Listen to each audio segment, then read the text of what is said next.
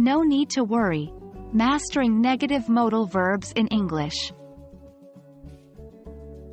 Hello, English learners. Welcome back to our series on English modal verbs. Today, we're diving into a very interesting and practical topic. Modal verbs in the negative form, focusing on expressing lack of necessity. Understanding how to express the absence of need or obligation can significantly boost your English communication skills, so let's get started. Negative modal verbs are simply modal verbs paired with the word not to indicate the absence of obligation, need, or certainty. Examples of modal verbs include can, could, may, might, will, would, shall, should, must, and in a broader context, need to and have to. When you add not to these modal verbs, they can help express a lack of necessity. For instance, you must not leave, or you don't have to leave. To form a negative modal verb, you simply add the word not after the modal verb.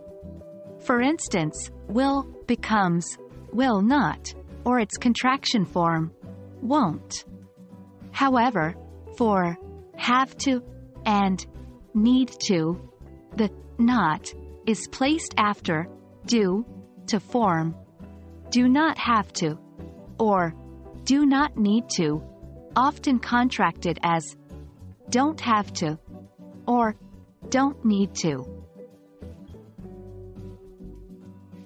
Expressing a lack of necessity often involves the use of don't need to or don't have to. When you say, you don't need to do that, you're expressing that there is no obligation or requirement for the person to do that action.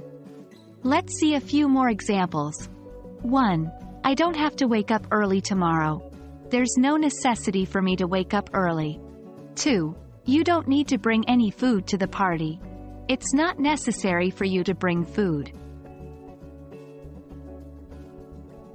To get a firm grasp of using negative modal verbs to express lack of necessity, it's important to practice.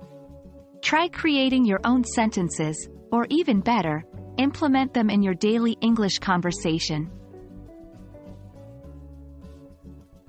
And that's it for today's lesson on expressing lack of necessity with negative modal verbs. With practice, you'll find it easier and more natural to express a lack of obligation or necessity in your English communication. Remember, you don't need to rush. It's all about consistent practice and learning at your own pace. See you in our next video.